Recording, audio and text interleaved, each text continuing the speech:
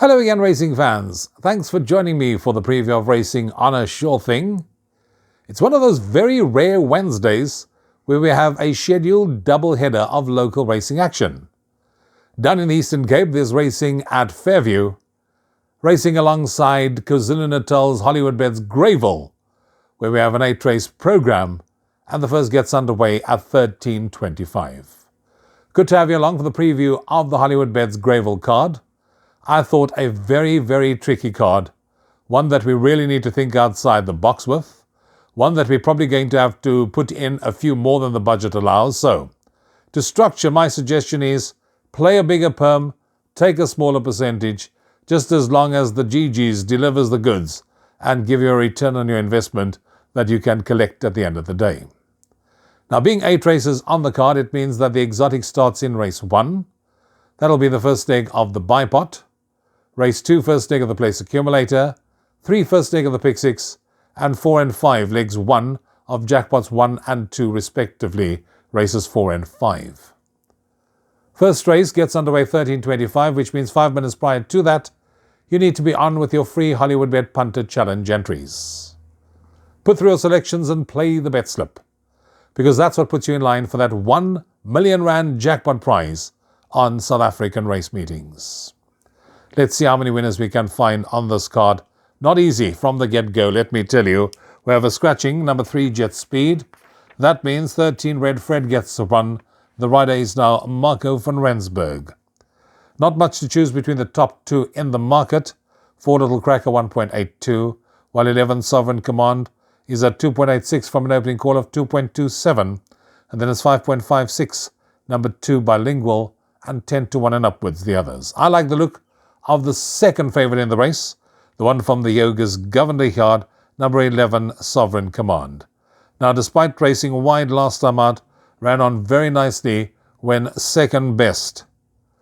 There are 2 things that I think are bad habits that this horse has picked up. 1, has the tendency of being slow away, and 2, has the tendency of racing wide. However, always does tend to finish the race off well. Now, that last form line has held up well because the horse that finished 5th was a horse called Al Capitan. That also subsequently come out and franked that form line.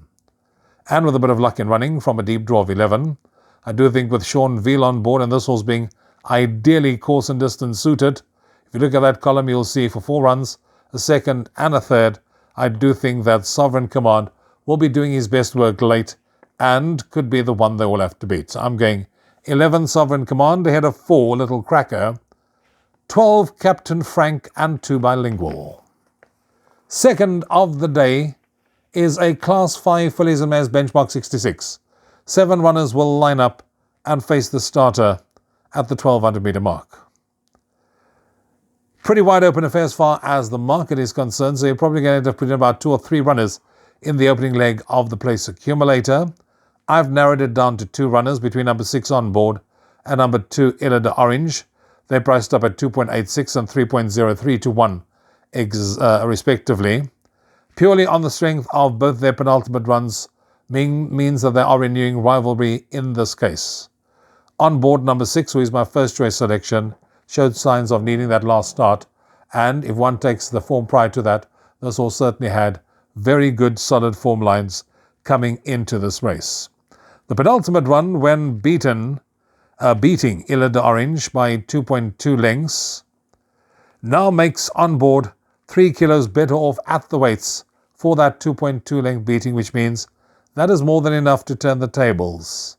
Coupled with the fact that Andre Nell and Serena Moodley, these 2 are in devastating form of late, this horse will certainly be closing in hand over fist in the run down to the wire. Has had 1 run over the course and distance and finished second on that occasion, and I do think can go 1 better here. So I'm going 6 on board ahead of 2 Illa de Orange, 1 Green Light Queen, and 4 Mountains of the Moon. We move on to race number 3. That's the first leg of the pick 6. You need to be on by 14:35. Open maiden Fillies and Mares. 10 runners to line up at the 1200 metre mark. Another race that has got a very open look about it. It's about, 3.33 to 1. The field, number 1, Chimes at Midnight, is a 3.33 to 1. So to number 4, Saudi Sweep, It's then 3.57 to 1, number 5 On Song, 6 Peggy Sue Shake, and 8 Champagne Problems at 3.57 to 1. So they're priced up literally on top of each other, and you probably could make a case for each and every one of them coming into this race, but I need to nail my colours to the mast. What am I going to do? I'm going to side with the horse that I think has got the most improvement to come, and that is number 6, Peggy Sue Shake.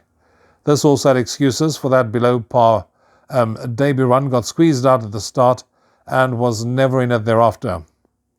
I do think that Peggy Sue Shake would have come on with the benefit of that one under the belt, and with any amount of natural progress to come, should be competitive in a race of this nature. So I'm going 6 Peggy Sue Shake, ahead of 5 On Song, 8 Champagne Problems, 1 Chimes at Midnight.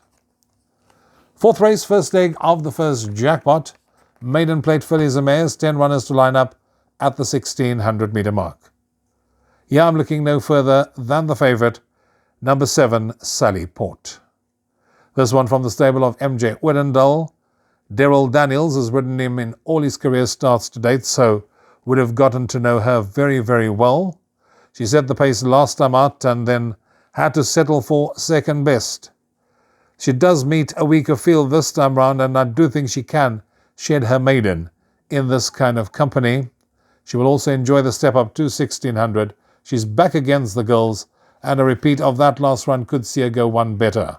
So I'm going 7 Sally Port, ahead of 6 Jump the Green Light, 1 D-Day, 2 She's a Rocket. Race 5, first leg of the second jackpot. This is a Class 4 fillies and mares benchmark 80, where 9 runners will line up at the 1400 metre mark. Here it is 2.5 to 1, number 8 Jazz Cafe, 9 Chipotle at 2.86 to 1, 4.55 to 1, number 6 Pour Some Sugar on Me, and 6.67 to 1 and upwards the others. I'm going with number 8 Jazz Cafe. Really like the look of this horse, won last time out. Yes, probably has a little bit more to do now. Ran on and fought all the way to the wire, and it does look as if the blinkers did the trick on that occasion, and they are refitted for this run on Wednesday. If one looks at that distance column, you'll see this horse had 4 runs for 2 runs and a third over the strip. Jazz Cafe is also having his first run on the poly, or her first run on the poly, and if she takes to the surface, I do think she can make it back-to-back wins in a race of this nature. So I'm going 8 Jazz Cafe, ahead of 2 Kawakazi, 6 Pour Some Sugar on Me, 9 Chipotle. Race number 6 on the card jumps at 16.25. It's a B-Stakes, merit rated 101 and below, where 8 runners will line up at the 1000 metre mark. Another one of those wide open affairs, number 7 Princess Hannah at 2.86 to 1. You can then get 4 to 1 about number 2 Mojo Man, 3 Lady of Vix at 4.55, 5 to 1 Mr. Henley, 5 to 1 Intrepid, 7.14 Hit the Marred Sunshine, 8.33 to 1 and upwards the others. Went for him last time, going for him again this time. I wrote here, showing signs of a form return, overdue another win, and I'm sure my good friend Mr. Sheen Shaw will be smiling from up there down on me, knowing full well that I'm going to be siding with 5 Hit Them Hard Sunshine to cause the upset in race number 6. Last time out, showed pace from the get-go, but just lacked that little bit extra where it matters most. Drops in class, gets the services of 4 kilo claiming Damien Pillay this time round. And here's what swung it for me. Won his only attempt over the course and distance, so I do think Hit the Marred Sunshine can surprise, and hence the reason I'm going with him as my each-way selection here in race 6, ahead of number 1 Mr. Henley, 7 Princess Hannah, and 2 Mojo Man. Race 7, Class 4, benchmark 80. 9 runners to line up at the 1200 metre mark, and here it is 2 to 1 about number 7, Ishy Squishy Squishy. Now this horse has reeled off a hat-trick of seconds and has got every reason to believe can go one better in a race of this nature, but I'm looking for a bit of value, and hence I'm going for a horse that I know will definitely be running on in the closing stages, and that's number 5, Preemptive Strike. Now gets the services of Rachel Vinegar. She takes the 1.5 kilo off the back. Definitely has got decent form lines. 5 of his 6 career runs have come over this course and distance. Will be running on in the closing stages, picking them off one by one in the run to the wire, and hence the reason I'm going with a horse that I know will certainly be giving us a run for our money. 5, Preemptive Strike, ahead of 7, Ishi Squishy Squishy, 4, Imbutu, and 2, Triple T. Final event on the program, 17:35 is the off time of race number 8. Class 4 benchmark 80. 10 runners will line up at the 1200 metre mark. Am I going to go for Bank Street? No. Picked up a £4 penalty for that win. Unicorn Alert is at 3.5 to 1. Second last time out, second run after rest. Should strip a bit fitter. I'm going for number 8, Emoyeni. Winner of his last start, having his second run after rest, went from start to finish, and I'm hoping that similar tactics gets adopted by Emoyeni. Jump, get to the front, and then keep challenges at bay all the way to the wire, bearing in mind that the form line of that run has been franked by the horse that finished 5th called Al Capitan, who has subsequently come out and won since then.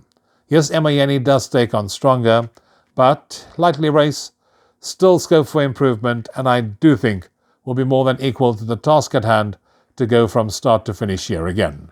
So 8, Emoyeni, my first choice selection, ahead of 3, Bank Street, 4, Unicorn Alert, 9, McDazzler. That takes care of our preview for racing at Hollywoodbets Greyville on Wednesday afternoon. Trust you'll enjoy the double header of local racing action. Till next time, from me, Rouvaun, you take care. Cheers for now.